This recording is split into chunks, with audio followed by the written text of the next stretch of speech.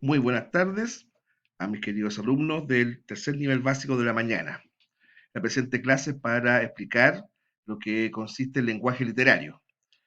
El objetivo de la misma es conocer y comprender los elementos componentes del lenguaje literario y sus principales características. Bueno, en primer término tenemos que considerar que se llama lenguaje literario o lenguaje poético al modo de empleo de la lengua común y cotidiana que se hace en las obras de literatura, por ejemplo, la poesía, la narrativa, la dramaturgia, así como en otras formas del discurso como la oratoria. Esta utilización de la lengua se caracteriza por hacer énfasis en el cómo se dicen las cosas más que en el qué se dice. Ya, ahí tenemos de entrada una situación que hace muy distinto el lenguaje literario del lenguaje cotidiano.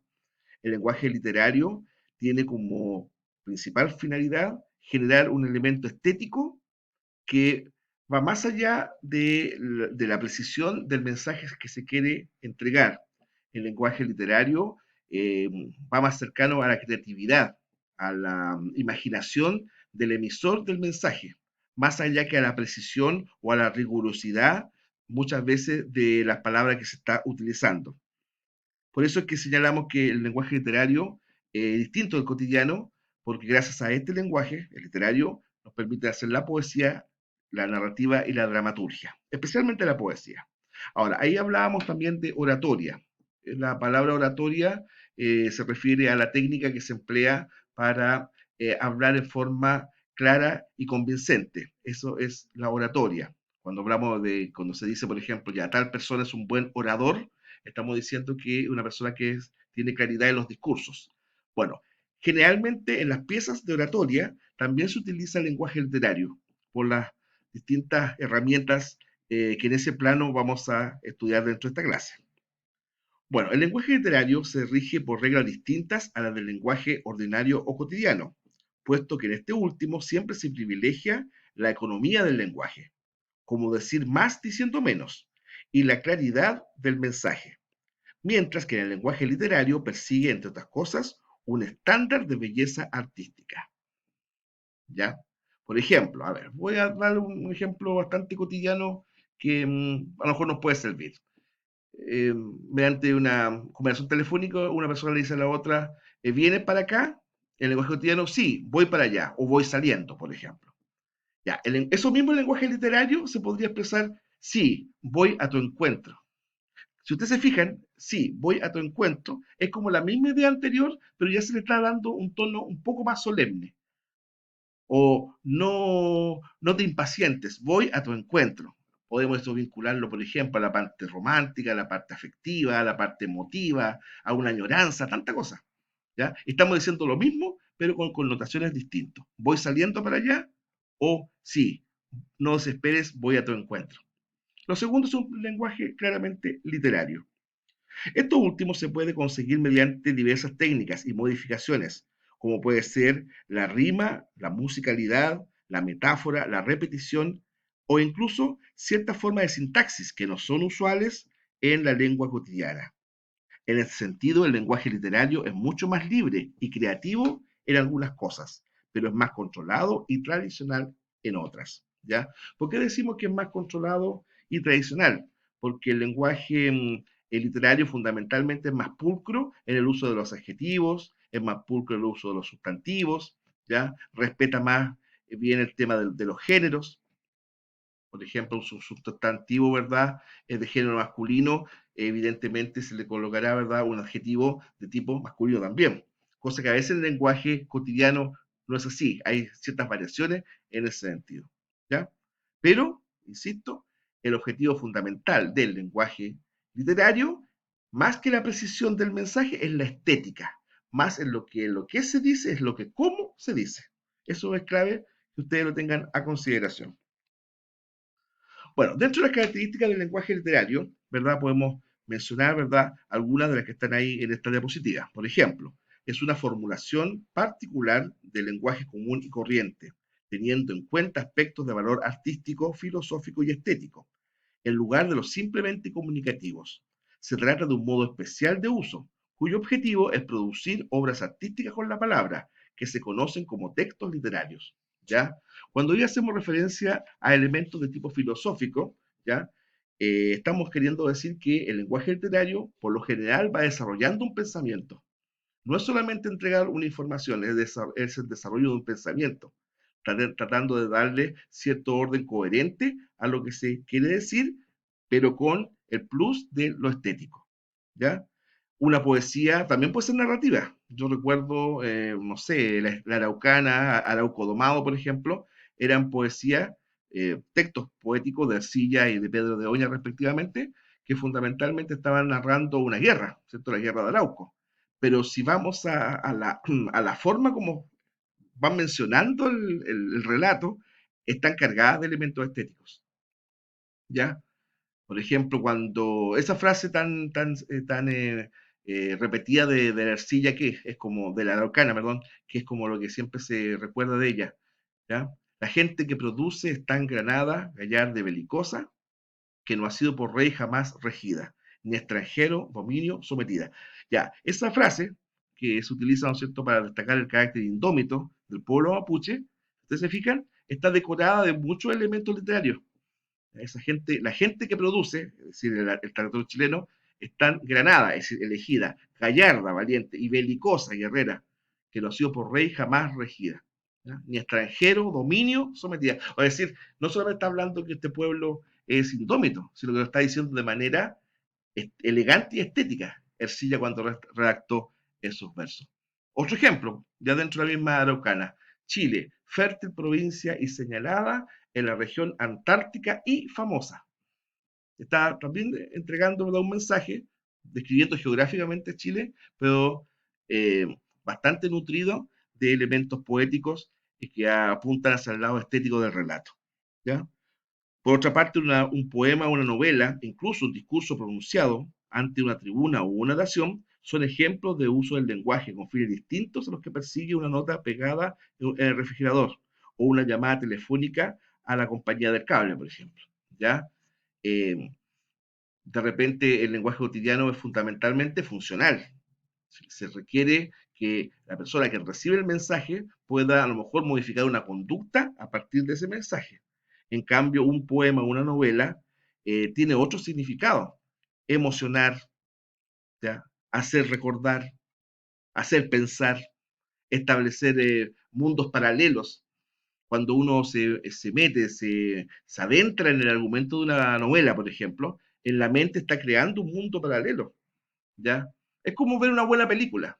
Si tú logras, ¿verdad?, meterte en el argumento, termina la película y como que vuelvas a la realidad, ¿no es cierto? Como que en un momento dado tú te metiste, metafóricamente hablando, dentro del televisor, por ejemplo. Ya, bueno, el lenguaje literario permite eso, ¿ya? Adentrarse en mundos paralelos que ciertamente están llenos de belleza o incluso puede ser, ¿no es cierto?, cosas más bien trágicas o de un realismo también de tipo literario, ¿ya?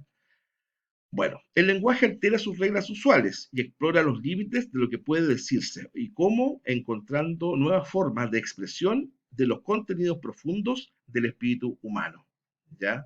De repente algo puede ser redundante, o una cosa que nosotros llamamos en términos cotidianos, ¿verdad?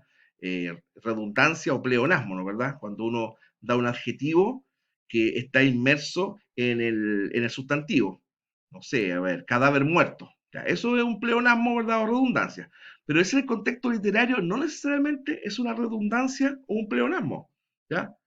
Puede ser una de las figuras literarias que vamos a ver a continuación. Ya. A ver, el lenguaje literario utiliza una serie de recursos estilísticos. Estos sirven para embellecer y expresar de modo más intenso lo que se quiere transmitir. Estos recursos se encuentran también en el lenguaje cotidiano, como por ejemplo los piropos. Generalmente los piropos, ya antes que, ¿no es cierto?, se entendieran como una falta de respeto, eh, de acuerdo a distintas leyes de género, actualmente están prohibidos, ¿no es verdad?, a nivel de calle. Bueno, el piropo antiguo, por lo general, estaba adornado de elementos poéticos. Por ejemplo, no sabía que las flores caminaban. Le podía decir un hombre a una mujer bella en la calle, por ejemplo. O el típico, tan trillado, ¿verdad? ¿Cómo era? Parece que el cielo está roto porque se están cayendo los ángeles. Bueno, esos son piropos antiguos, ¿ya? Un poco pasados de moda, tal vez a lo mejor hasta cursi, ¿no es verdad?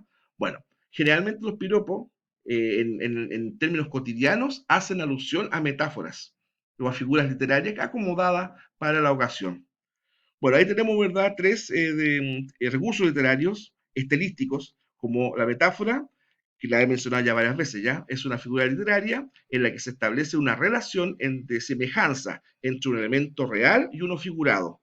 Por ejemplo, se resalta una característica, pero de forma más bella, ¿ya? Se reemplaza el término literal por uno figurado. ¿Ya? Observemos, comillas, tus cabellos son de oro resplandeciente. Ya, lo más probable es que esa dama sea rubia, ¿no es cierto? Pero ahí el poeta o el hablante lírico asocia el color de su pelo rubio, ¿verdad? Al oro y resplandeciente, o sea, el ojo de enamorado hace ver que la niña, su pelo brilla. Bueno, eso es una metáfora, ¿ya? ¿Ya? Porque se sustituye la palabra rubio por la palabra oro resplandeciente. Entonces, el lenguaje cotidiano, ¿qué sería? Queremos comunicar que la niña es rubia. El lenguaje literario, ¿verdad? Queremos exaltar eso, que es de un oro resplandeciente. Ya, la personificación es una figura literaria en la que se atribuyen características humanas a seres ya o elementos que no los tienen. Por ejemplo, la luna nos miraba y nos sonreía. La luna nos miraba y nos sonreía. Uno evidentemente tiene claro que la luna no puede ni mirar ni menos sonreír, ¿no? ¿Verdad? Porque es un satélite natural de la Tierra, ¿ya? Pero se establece, ¿verdad?, esa suerte de comparación o personificación, ¿cierto? Tal vez en un contexto romántico, ¿verdad? Una pareja a lo mejor es acompañada en la noche por la luz de la luna y uno le dice al otro, ¿verdad?, que la luna nos está sonriendo, nos está mirando. Entonces eso es una personificación, es decir, atribuir a un ser que no es vivo, ¿ya?, características de ser humano. El otro es la hipérbole. ¿En qué consiste la hipérbole? Es aumentar o disminuir exageradamente las cualidades de un fenómeno o situación. Por ejemplo, por doler me duele hasta el aliento. Ya, por doler me duele hasta el aliento. O sea, el aliento imposible que duela, ¿verdad? Porque el aliento, ¿cierto?, es anhídrido carbónico que sale de por nuestra garganta. Bueno, no puede doler imposible, pero ahí se establece una suerte de elemento literario. Por doler me duele hasta el aliento, o sea, me duele todo el cuerpo, tanto es así que me duele hasta el aliento. Yo recuerdo antaño un amigo mío decía que le dolía hasta el pelo. Estaba tan molido, por ejemplo, por un trabajo pesado que le dolía hasta el pelo. Eso también sería una forma de hipérbole. El pelo no puede doler porque no tiene dendritas sensitivas. ¿Ya? Es imposible que duele el pelo. ¿Ya? El cuero cabelludo duele, el pelo no duele. Entonces, si uno dice me duele hasta el pelo, es una hipérbole. ¿Ya? Ya no me quedan lágrimas que derramar. Qué dramático, ¿eh? ¿No? Las lágrimas no se caen nunca, porque constantemente se van regenerando. Ya es como decir, se me cortaron las uñas tanto y ya no me quedan uñas. Bueno, no, pues, eso también es una hipérbole. Ya no me quedan lágrimas por derramar. O sea, he llorado tanto por tal situación, ¿verdad? Que ya no tengo más llanto. Bueno, eso es una hipérbole. ¿Ya? Bueno, el epíteto es una figura literaria que consiste en resaltar las características naturales o intrínsecas de un sustantivo utilizando un adjetivo. ¿Ya? Por ejemplo, noche oscura del alma. La noche es oscura, ciertamente, pero uno al recalcar oscura, ¿no es cierto?, está como colocando en mayor relieve la oscuridad de la noche. Cómo añoro tu ardiente fuego y tu gélido hielo. Saliendo de la literatura, eso es un pleonasmo en materia cotidiana, o una redundancia. Ardiente fuego, yo no me imagino un fuego que no sea ardiente, ¿no es cierto? O un gélido hielo. Gélido, la palabra gélido es helado, algo frío. Evidentemente el hielo es frío, pero en el contexto literario se utiliza esa herramienta para poner en mayor relieve que el fuego es ardiente, que el hielo es gélido y que la noche es oscura. ¿Ya? Entonces, lo que es una redundancia en términos cotidianos es una figura literaria o un recurso estilístico en literatura. Bueno, les dejo hasta acá esta explicación, ¿verdad? Espero que les haya servido de utilidad y como les he reiterado en todos estos días, que cualquier duda que ustedes puedan tener, la hacen llegar por los canales que el colegio ha establecido. Muchas gracias.